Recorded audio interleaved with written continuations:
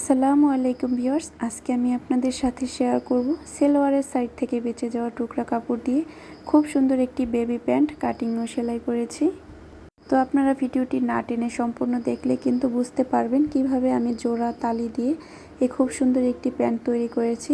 তো এই প্যান্টের টোটাল লম্বা আমি দিয়েছি 13 ইঞ্চি পরিমাণ।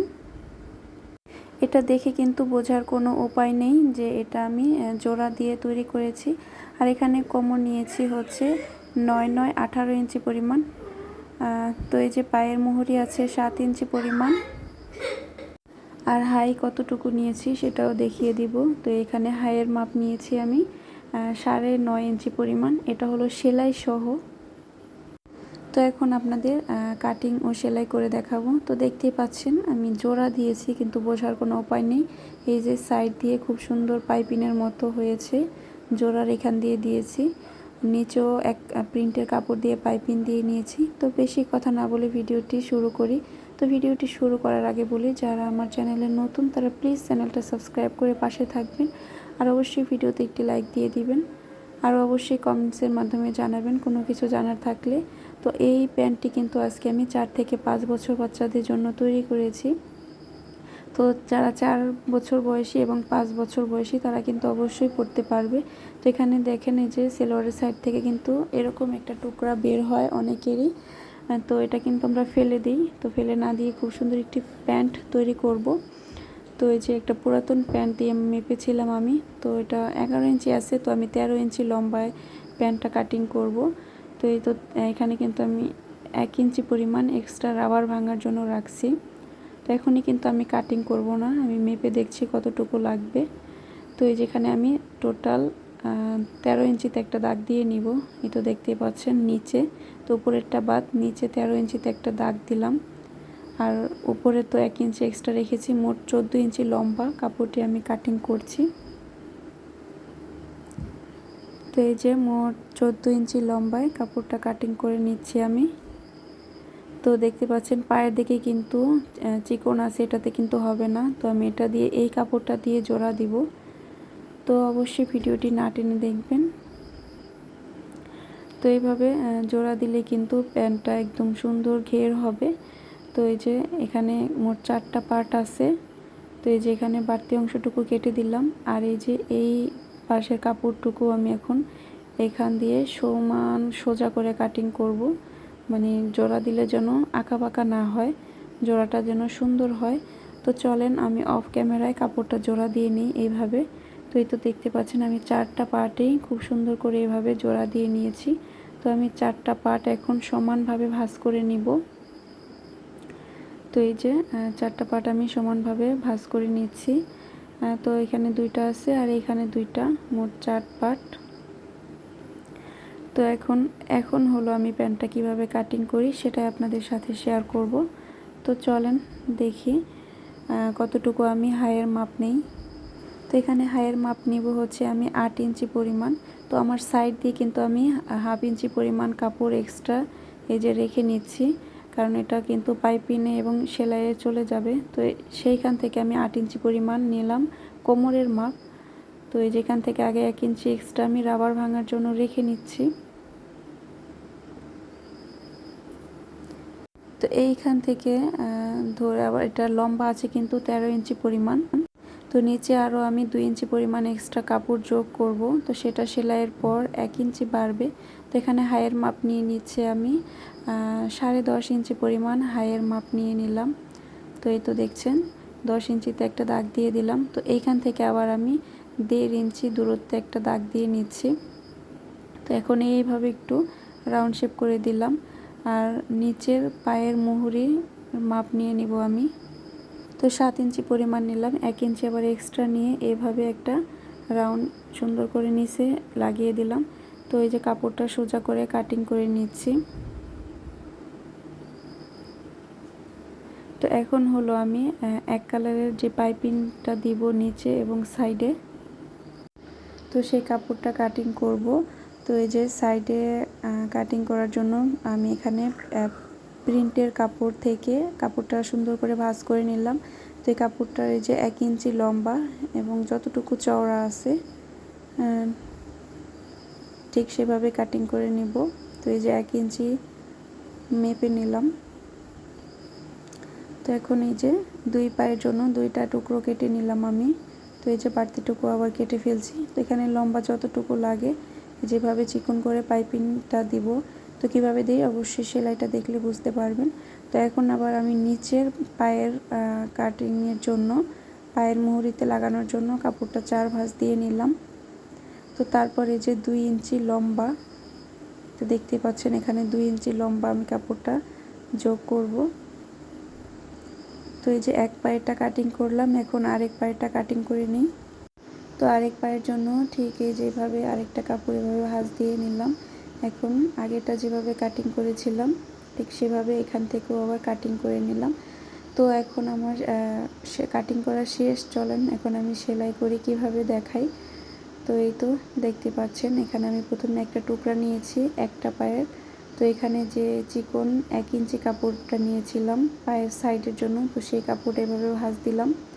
আর এই যে এটা আমি এইভাবে, আমার নিচের প্যান্টের কাপড়টা সোজা থাকবে আর এই কাপড়টা হলো ভেতরের দিকে, এই যে মুখ দিয়ে দেখতে পাচ্ছেন এভাবে লাগিয়ে নিচ্ছি। তো দেখতে পাচ্ছেন কিভাবে লাগাই, ভেতরের দিকে করে বাইরের সাইডে এই যে করে লাগিয়ে নিচ্ছি।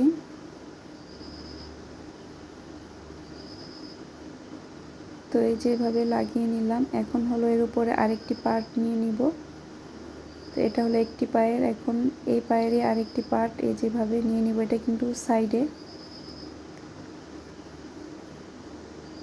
এটা কিন্তু সাইডের ডিজাইনটা। তো এই যে এখন এই কর্নার দিয়ে আগের যেখানে আমি সেলাইটা দিয়েছিলাম তো সেই সেলাইটার ওপরে এভাবে সেলাইটা দিয়ে নিচ্ছি। তো এই তো দেখেন এই যে চিকন একটা খুব সুন্দর পাইপিং তৈরি হয়ে গিয়েছে, বোঝার কোনো উপায় নেই এখানে জোড়া আছে, মনে হচ্ছে এটাও একটা ডিজাইন। তো এখন পায়ের মুহুরিতে এই যে 2 ইঞ্চি যে এক্সট্রা কাপড়টা নিয়েছিলাম সেটা উল্টা সাইড থেকে লাগিয়ে নিচ্ছি।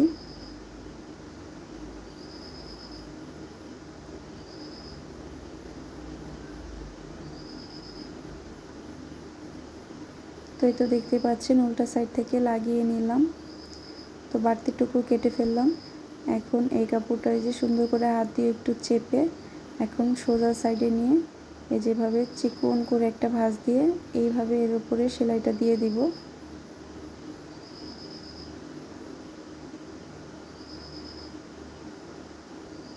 তো এই যে চিকন করে একটা ভাঁজ দিয়ে এর উপরে সেলাইটা দিয়ে দিচ্ছি। তো এই যে একটি পায়ের কাজ কিন্তু আমার শেষ। সেমভাবে কিন্তু আমি আরেকটি পায়েও ঠিক এইভাবে সেলাইটা দিয়ে নিব। তো এই যে আরেকটি পায়েও আমি সেলাই দিয়ে নিয়েছি। তো এখন হলো আমি দুটি হাই সেলাই করব। এই যে সোজা সাইড ভিতরের দিকে দিয়ে বাইরের সাইড উল্টা আছে। তো এখন এই যে আমি হাই দুটো সেলাই করে নিচ্ছি। তো এই যে এখন আরেকটি হাই সেলাই করে নিচ্ছি।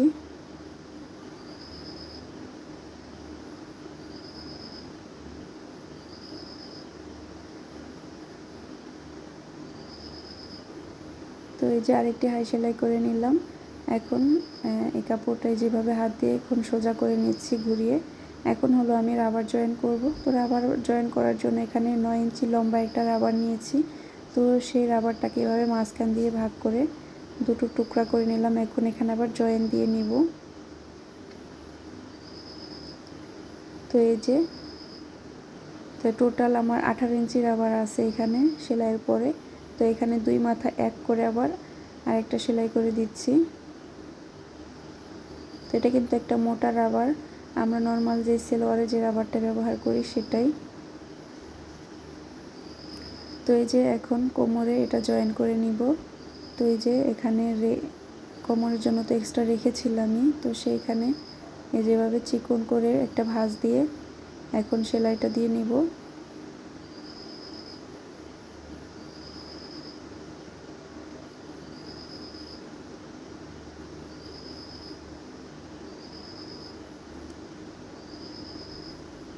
তো এই যে চিকন করে একটা সেলাই দিয়ে নিচ্ছি।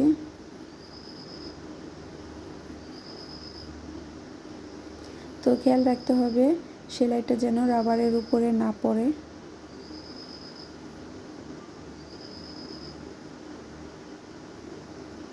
তো পুরো কাপড়টার উপর এভাবে ঘুরিয়ে ঘুরিয়ে সেলাইটা দিয়ে নিব। তো আমার আজকে ভিডিওটা কেমন লাগলো অবশ্যই কমেন্টের মাধ্যমে জানিয়ে দিবেন। আর হ্যাঁ, অবশ্যই চ্যানেলটা সাবস্ক্রাইব করে পাশে থাকবেন। তো এই টুকরা কাপড়টা কিন্তু আমরা ফেলে দেই। তো ফেলে না দিয়ে কিন্তু এভাবে সুন্দর একটি প্যান্ট আপনার সোনামণির জন্য তৈরি করতে পারেন, ছেলে ও মেয়ে বাচ্চাদের জন্য। তো এই যে রাবারটা লাগানো শেষ, এখন হলো আমি এই রাবারটার মাঝখান দিয়ে একটা এইভাবে টেনে টেনে সেলাই দিয়ে দিব। রাবার প্যান্টটা যেহেতু যাতে পরার পরে রাবারটা বেঁকিয়ে না যায়, ভিতর দিক দিয়ে বলটিয়ে না যায়, তো সেই কারণে মাঝখানে একটা সেলাই দিয়ে দিলাম, আর কোনো সমস্যা হবে না। তো এক্সট্রা সুতাগুলো কেটে ফেললাম। এখন এই যে নিচের এই সেলাইটা দিয়ে নিব। তো এটা বোঝার কোনো উপায় নেই, এটা জোড়া দিয়ে তৈরি করেছি, খুব সুন্দর একটি প্যান্ট। আর নেক্সটে কিন্তু অবশ্যই এই প্যান্টের জন্য আমি ফতুয়া তৈরি করব, সেটার ভিডিও আসবে আমার এই চ্যানেলেই। তো এই যে প্রিন্টের কাপড়টা আছে দেখতে পাচ্ছেন, ওইটা দিয়ে আমি ফতুয়া তৈরি করেছি। তো এই যে প্যান্টটার ফাইনাল লুক কিন্তু দেখিয়ে দিলাম। তো এখন আমি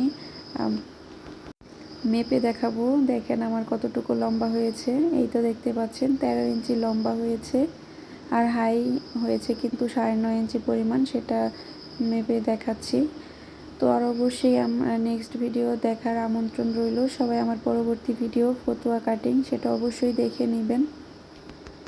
তো আজকের ভিডিওটা আর বেশি বড় করব না। সবাই ভালো থাকবেন, সুস্থ থাকবেন। নতুন ভিডিও দেখার আমন্ত্রণ রইল সবাইকে। আর অবশ্যই আমার চ্যানেলটা সাবস্ক্রাইব করে পাশে থাকবেন। সবাই ভালো থাকবেন, সুস্থ থাকবেন। আল্লাহ হাফেজ।